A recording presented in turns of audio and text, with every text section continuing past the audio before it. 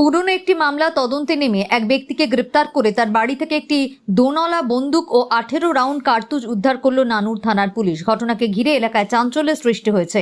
Police সূত্রে জানা গিয়েছে, শুক্রবার নানুর থানার পুলিশ বাসাপাড়া এলাকার দান্নপাড়া গ্রামে অভিযান চালায়।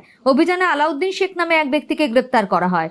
পরে তাকে জিজ্ঞাসাবাদ করার ভিত্তিতে তার বাড়ির গোয়ালঘরে তল্লাশি চালিয়ে একটি দোনলা বন্দুক এবং 18 রাউন্ড কার্তুজ উদ্ধার করা হয়।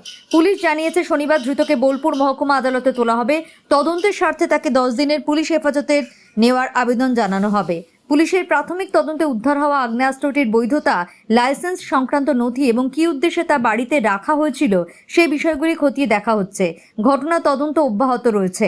অভিযানে নেতৃত্ব দেন নানুর থানার ভারপ্রাপ্ত আধিকারিক মানুষ চন্দ্র দাস। তার সঙ্গে ছিলেন এসআই প্রীতম রায় এবং এএসআই রিতম কুমার দত্ত সহ থানার পুলিশ বাহিনী। এদিকে স্থানীয় সূত্রে দাবি, ধৃত ব্যক্তি তৃণমূল কংগ্রেসের ঘনিষ্ঠ কর্মী। তবে এই দাবি সম্পর্কে পুলিশের পক্ষ থেকে কোনো মন্তব্য করা হয়নি।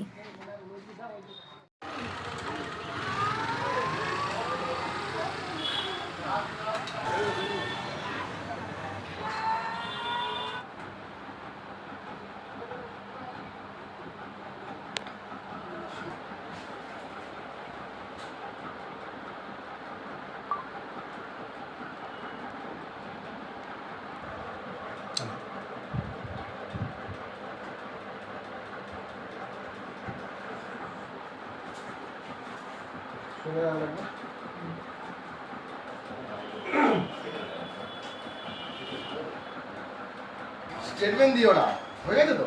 না, স্টেটমেন্ট দিয়ে নিয়ে গেছে। ঠিক আছে, যাও। এখন চোখ রয়েছে।